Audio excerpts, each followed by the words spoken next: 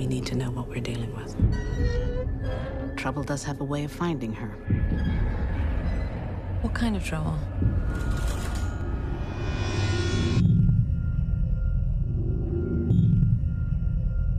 Bonjour à toutes et à tous, j'espère que vous allez bien. On se retrouve pour cette deuxième vidéo de la semaine spéciale horreur horrifique, donc qui avait déjà débuté donc hier avec Halloween Kills, mais bon, ça c'était plus mon choix personnel que le vôtre. Et là, Esther, c'est vous qui l'avez sélectionné, donc on en parle. Mais avant de rentrer dans le vif du sujet, donc je tenais à vous remercier donc pour les 200 abonnés. Ça y est, on a franchi ce deuxième cap symbolique. Donc après les 50, après les 100, les 200. Donc bon, c'était un peu tôt pour le dire, mais go to 300 abonnés. Mais bon, on va peut-être se calmer un peu. Donc merci beaucoup, voilà, de me suivre, de me faire confiance, voilà, de vous abonner, de commenter, de liker. Ça fait hyper plaisir. Bien entendu, la chaîne va continuer d'évoluer, va continuer de progresser. Vous allez continuer de vous abonner, d'apprécier, je l'espère, mes vidéos. Donc merci à toutes celles et ceux donc qui se sont abonnés, donc qui ont joué le jeu donc pour cette deuxième semaine concept, j'ai envie de dire. Donc après la semaine spéciale Retour 2019, la semaine spéciale horrifique. Donc merci à toutes celles et ceux qui ont joué le jeu. Merci à toutes celles et ceux donc qui ont voté et qui se joindront à moi donc pour les vidéos, donc pour les critiques. Et donc maintenant, on s'attaque à Esther.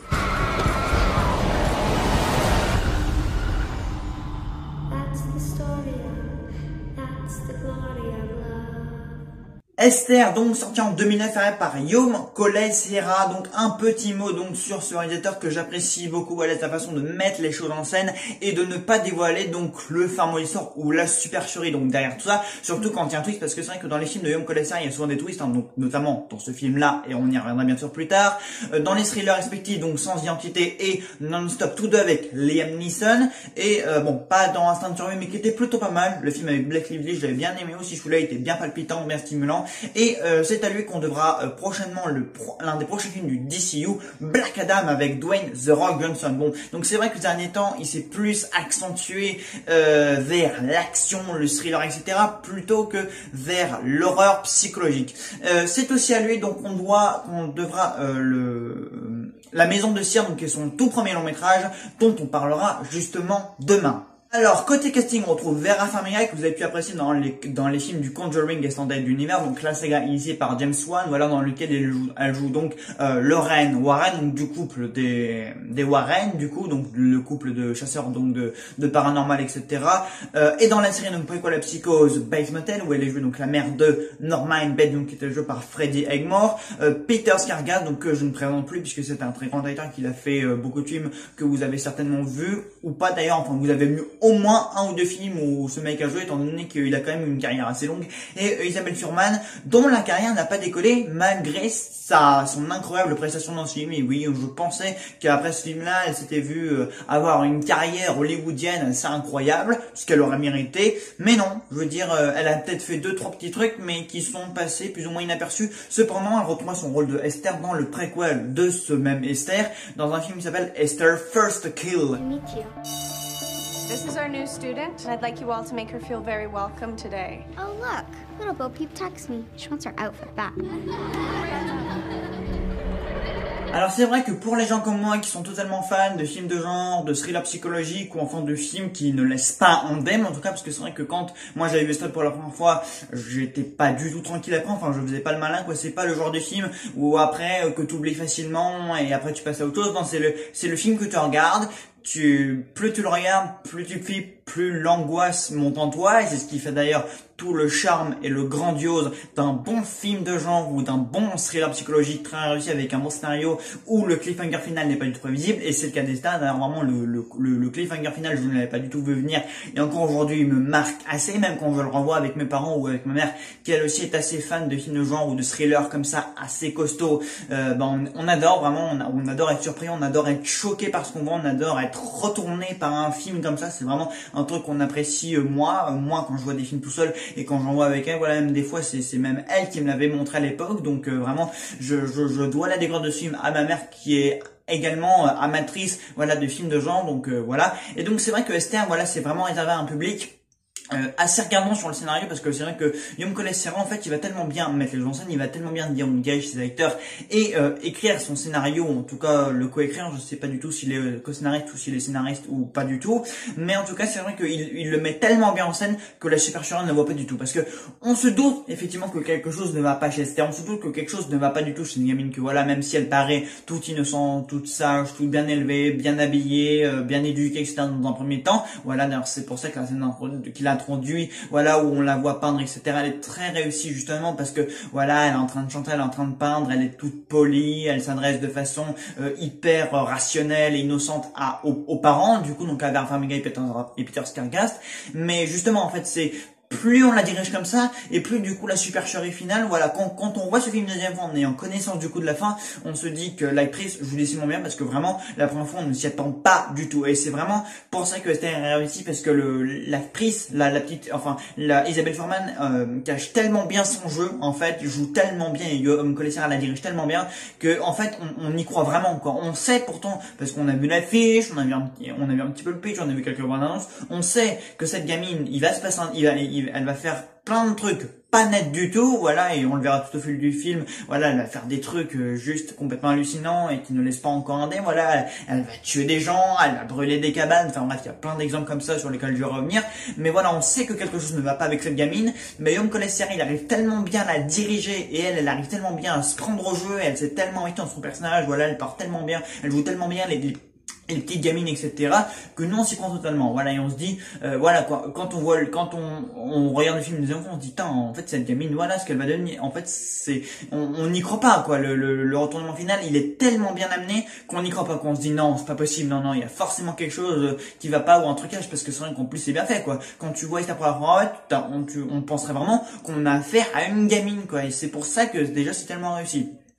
Donc déjà on a vraiment l'aspect jeune acteur qui joue totalement, et Isabelle Fuhrman elle m'avait totalement adopté. Après c'est vrai que c'est un film, que c'est un thriller en tout cas qui marche en général très bien, voilà, tout est bien filmé, c'est un film assez isolé, c'est sûr, voilà, c'est pas le film en plein air, tout joyeux, tout gay, etc. Il a quand même un fond assez brutal, assez fragile, puisqu'on parle quand même d'une mère qui a perdu son fils. D'ailleurs, parlons donc de la scène d'introduction, donc qui introduit donc Kate, enfin Vera Farmiga, donc qui est toujours traumatisée en fait, donc d'avoir perdu un enfant. Et la scène d'introduction est juste totalement incroyable et extrêmement flippante. Voilà, tu la vois, elle est en train de souffrir donc sur le fauteuil roulant, et tu vois cette traînée de sang qu'elle laisse derrière elle. Voilà, on est dans un décor tout blanc, etc. La scène de l'accouchement, elle est juste horrible. On va lui présenter un bébé tout ensanglanté. Enfin, vraiment, rien que la scène d'introduction est ultra réussie et très efficace pour vraiment nous mettre dans le bain, vraiment dans l'ambiance, et voilà, on va nous dire vraiment, bon bah voilà, on regarde pas un film un film très tranquille, très gai, on regarde vraiment quelque chose de costaud, avec un scénario qui va nous en faire voir de toutes les couleurs. Donc déjà, rien que la scène d'introduction, elle est vraiment très réussi, je trouve. Donc je vais parler donc de quelques exemples de scènes assez marquantes, donc hormis donc la scène du début, donc qui est assez horrible et très bien foutue, très bien filmée, très bien jouée, bref, une très bonne scène d'introduction comme je le disais. Donc il y a aussi la scène où elle pousse un hurlement hystérique, voilà, donc dans son école, parce qu'on lui a foutu sa Bible en bordel, et du coup voilà, elle prend peur, elle panique, et boum, elle explose. La scène, elle est extrêmement dérangeante, extrêmement bien jouée, extrêmement bien filmée. Ouais, tu vas voir la caméra en gros plan sur Isabelle Fuhrman qui est complètement en train de péter un câble, et tu vas voir les autres qui assistent à la scène en mode oula, qu'est-ce qui se passe. Donc voilà, encore une fois, une excellente performance d'actrice d'Isabelle Fuhrman. Je préfère la répéter, parce que vraiment, si elle en fait ne joue pas comme ça, ou même si une autre l'avait interprété, peut-être qu'elle aurait vu différemment, et du coup peut-être que le film n'aura pas eu le même impact psychologique. Qui sait, peut-être que des fois c'est juste une prestation en fait qui peut tout changer. Il y a aussi la scène des toilettes, voilà, chez la psy, donc où elle va commencer encore une fois à péter un câble, à bouger dans tous les sens, à tout casser, etc. Pareil, là tu te rends compte que la gamine elle est vraiment dérangée. Et c'est des petites scènes comme ça, des petites brides, mais là plus en fait le film avance, plus et ces scènes là elles continuent en fait d'alimenter en fait la personnalité des stars. On nous en dévoile à chaque fois un petit peu plus sur le côté sombre et psychologiquement instable de la gamine, et en fait à chaque fois le film va nous en faire voir un petit peu plus, et c'est ça qui est très efficace. Il y a aussi l'accident donc qu'elle va provoquer avec Max, voilà, donc t'as la mère donc qui est partie emmener le gamin à l'école, et puis pendant ce temps-là, donc elle est distraite, et puis pendant ce temps-là, t'as Esther donc qui va actionner en fait le frein d'accélérateur, et du coup la voiture elle va partir, elle va descendre comme ça. Et t'as Max comme ça, qui prend peur, qui ne peut évidemment rien dire parce qu'elle est sourde. Et déjà là effectivement on a quand même un atout on a quand même un inconvénient assez vulnérable donc chez la gamine, donc la petite sœur donc de la Benjamin quoi, donc Max, donc Esther va carrément manipuler. Et quand t'as provoqué cet accident, tu te dis voilà quoi, t'es limite, c'est qu'une petite scène d'accident, mais encore une fois comme je vous l'ai, c'est plus en fait le film avance, c'est plus on va nous en dévoiler vraiment sur sa façon. Et c'est une scène assez choquante parce que tu te dis putain, elle est prête à tuer la gamine quoi, c'est waouh, t'es choqué quoi, tu vois une petite fille comme ça, enfin une petite fille en apparence évidemment, donc qui va essayer donc de péter sa petite sœur quand même, c'est assez choquant. I don't think Mommy likes me very much.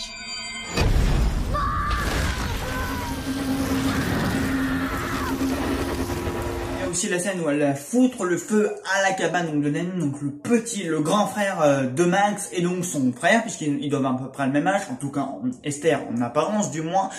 Elle va aussi donc manipuler toute la famille donc pour la mettre de son côté et à dos donc à la mère, puisqu'en fait la mère, plus le film avance, plus Esther dévoile son côté sombre et dérangé, plus la mère, donc Kate, va y voir clair dans son jeu et du coup la suspecter et du coup faire part de ses inquiétudes à son mari, à sa grand-mère, etc. Et plus du coup Esther va les manipuler en leur montrant voilà son côté tout gentil, tout innocente, etc. Et du coup elle va tous les mettre à dos contre la mère, et donc du coup c'est pour ça aussi que le final est extrêmement efficace, parce qu'en fait du coup la mère a publiquement donc giflé Esther. La scène est assez suivante, ils sont à l'hôpital psychiatrique donc parce que du coup Daniel a été hospitalisé, donc du coup Kate va tout de suite deviner que c'est Esther, elle va la gifler, du coup Kate va du coup être mise de côté, et du coup donc toute la famille, enfin le père et Max vont rentrer à la maison avec Esther, et là Esther va commettre un véritable massacre, et donc on en a donc à son retournement final qui marche extrêmement bien et qui fait de Esther un thriller psychologique extrêmement efficace qui marque énormément. Donc oui, Esther moi est un thriller que j'adore, je le trouve toujours extrêmement efficace. Voilà, le scénario monte crescendo, Guillaume Collet-Serra il dirige très bien ça, que ce soit Vera Farmiga, Peter Sarsgaard, Isabelle Fuhrman, bon j'en ai déjà beaucoup parlé, mais vraiment sa prestation me scotche vraiment beaucoup. Je trouve, je ne comprends pas encore, je ne comprends toujours pas, et je le répète énormément parce que je trouve qu'on devrait vraiment réhabiliter cette actrice et le jeu, la prestation qu'elle a dans ce film là, et je trouve aussi que c'est l'un des meilleurs thrillers que j'ai jamais vu de ma vie. Voilà, je trouve qu'il est très réussi, que ce soit la scène d'introduction, le massacre final de Esther, voilà la scène où donc du coup il nous est révélé que c'est une adulte en fait de 31 ans, voilà du coup elle a tenté de faire du charme au père, elle fout tout le bordel dans sa chambre, voilà, on va nous révéler qu'elle a fait des dessins extrêmement glauques, voilà, elle va poignarder le père, ça va être un véritable carnage, voilà, à la fin, tout part complètement en vrille, voilà, ça va être un fight entre Kate et Esther, voilà, du coup, où elle lui fout un coup de pied extrêmement violent. Donc, oui, j'aime beaucoup ce thriller, voilà, même si la fin fait très américaine, fait très happy ending, tout se finit bien dans le meilleur des mondes. Enfin, oui et non, puisque du coup, Kate se retrouve sans mari et presque sans enfant, voilà, Max va sûrement garder des séquelles psychologiques, et du coup, Daniel va se retrouver donc blessé, donc c'est quand même, Esther aura pas mal nuit et descoudé donc cette famille. Donc oui, Esther, vraiment c'est un thriller que j'apprécie beaucoup pour toutes les raisons que j'ai ignorées, voilà. Et encore, j'ai cité quelques exemples, mais Esther commet vraiment des actes assez horribles. Elle va aussi citer donc la belle-sœur Abigail, voilà, donc parce que elle va aussi donc la belle-sœur Abigail, donc une scène extrêmement choquante, voilà, quand tu vois une gamine donc qui a présumément 9 ans tuer en fait une bonne sœur. Quand même là-dedans ça te marque un peu, enfin ça te traumatise pas encore une fois, parce que bon, depuis ce film là j'en ai vu d'autres, et j'ai vu d'autres retournements finaux encore plus costauds que celui-là, mais quand même quand tu vois ce genre de choses là, tu ne peux pas rester indemne quoi, obligatoirement ça te marque, et c'est pour ça que c'est un très grand thriller, parce que c'est très bien mené, c'est très bien écrit, c'est très bien dirigé, c'est très bien filmé aussi, le film est dans un contexte assez glacial, voilà, c'est en plein hiver, il y a de la neige, enfin voilà quoi, c'est un film isolé, et c'est pour ça que tout est très bien foutu quoi, et c'est pour ça que ça fonctionne vraiment. Voilà mon avis sur Esther de Guillaume Collet-Serra, et dès demain on reviendra donc sur son premier long métrage, La Maison de Cire, hein, j'ai vraiment hâte de vous en parler. Et donc moi je vais conclure cette vidéo en remerciant donc mes deux invités donc qui se sont joints à moi donc dans cette vidéo, et moi je vous dis tout simplement à demain donc pour la critique donc de La Maison de Cire. Salut à tous. Salut à toutes et à tous, et surtout merci à toi Alexandre de me permettre de m'exprimer sur Esther. Je vais être très court. John Collet-Serra est un réalisateur que j'aime énormément. Il ne m'a jamais déçu. J'ai vu toute sa filmographie. Je trouve d'ailleurs que c'est un réalisateur très talentueux. Et donc, Esther, la première fois que je l'ai vu, j'avais quelques a priori parce que, comme vous le savez, si vous me suivez, je n'aime pas les films paranormaux. Tout ce qui touche au paranormal, j'aime pas du tout ça. Et la grosse surprise d'Esther, c'est que c'est pas un film paranormal. On est sur du psychologique, on est sur de la double personnalité. J'ai énormément aimé, et surtout la révélation Isabelle Fuhrman. Elle est flippante, elle est attachante, elle est à plusieurs degrés d'interprétation. Ça a été un vrai coup de cœur, une vraie découverte. Ensuite, j'ai suivi un petit peu sa filmographie. Je trouve d'ailleurs qu'Isabelle Fuhrman, on ne la voit pas assez au cinéma. C'est vraiment une excellente actrice. On a aussi Peter Sarsgaard qui joue dans le film, excellent. Vera Farmiga, géniale actrice. Bref, Esther, le gros point positif de ce film, c'est qu'on est sur quelque chose de psychologique, de la double personnalité. Certes, c'est bien flippant, même glauque par moments, mais pour moi, c'est l'apanage des films intelligents qui ne jouent pas juste sur le paranormal, mais qui jouent plutôt sur la double personnalité, la psychologie des personnages, la subtilité de l'interprétation, et c'est pour moi un énorme succès, vraiment une réussite totale. Esther, je vous le recommande, de John Collet-Serra, mais Alexandre vous en a parlé plus largement que moi. Et encore une fois, merci Alexandre, et n'hésitez pas à aller voir ces vidéos, cette semaine spéciale Halloween avec pas mal de critiques de films horrifiques. C'est un régal. Merci à toi Alexandre, et merci à vous tous. À chaque fois que je vois cette scène, j'ai mal au bras. Elle est horrible, cette scène, horrible. Quentin, bonsoir. Mon avis sur Esther, film sorti en 2009 avec Vera Farmiga et Isabelle Fuhrman. Vous ne connaissez sûrement pas Isabelle Fuhrman. C'est l'actrice qui joue Esther, qui à l'époque devait avoir 11-12 ans. La fille joue une gamine qui est censée avoir 9 ans alors qu'elle en a 33. Sa performance, je la trouve dingue dans ce film. C'est plus un thriller horrifique et il y a du suspense. Franchement, il y a des scènes qui sont hyper marquantes. Je vous dis à quel point toutes les scènes m'ont marqué. La scène du bras qu'on a vue au tout début, c'est elle qui m'a vraiment le plus traumatisé. J'ai dû voir ce film quand j'avais 11 ans. Et l'histoire est superbe. Voilà, pour vous la raconter, c'est la famille Coleman qui vont décider d'adopter donc Esther, une fille qui a l'air tout à fait normale à première vue, évidemment, voilà, qui a perdu ses parents. Enfin. Et donc, ils vont s'apercevoir que elle n'a pas 9 ans, mais 33. Bon, là, je vous ai un peu dévoilé le film, donc j'espère que beaucoup d'entre vous l'auront vu, parce que c'est vrai que c'est un peu un spoil. Donc la famille Coleman est une famille tout à fait banale, heureux, et au final, à cause de cette fille qui s'appelle Esther, Esther va traumatiser les enfants, voilà, va essayer de charmer carrément le père, donc John Coleman. On va voir le final de ce film qui est juste ouf. Apparemment, il y a une scène alternative aussi que je n'ai pas vue. Voilà, il y a du suspense, il y a une tension de dingue, l'actrice est juste superbe, franchement l'actrice qui joue Esther est géniale, voilà, j'en suis fou.